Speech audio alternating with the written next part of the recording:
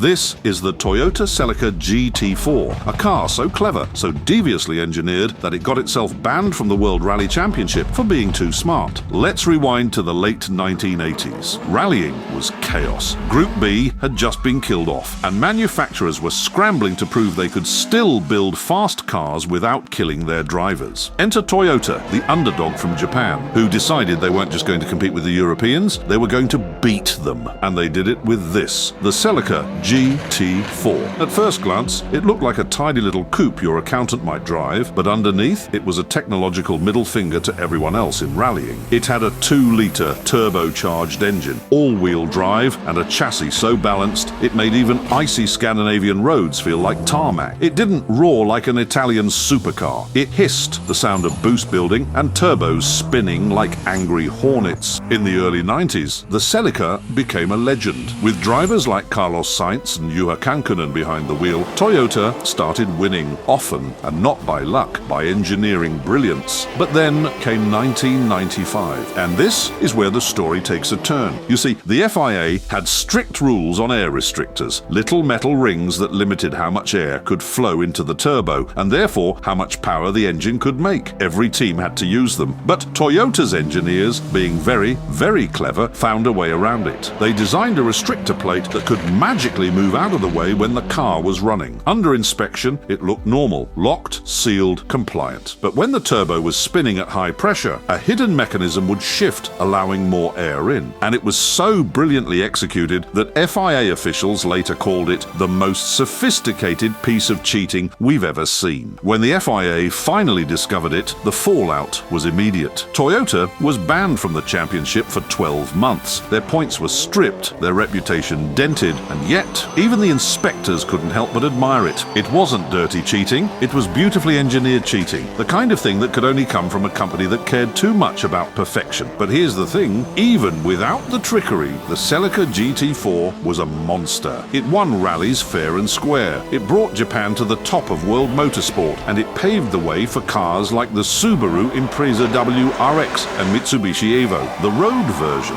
the ST205, was a rally car for the street. All-wheel drive, turbocharged, and built like a tank. It wasn't pretty, it wasn't subtle, but it had that same relentless mechanical determination that made Toyota a force to be reckoned with. The Celica GT-Four is a car that embodied everything great about the golden age of rally: speed, risk, and ingenuity. It didn't just push the limits, it redefined them. And even when it cheated, it did so with such elegance that the world couldn't stay mad.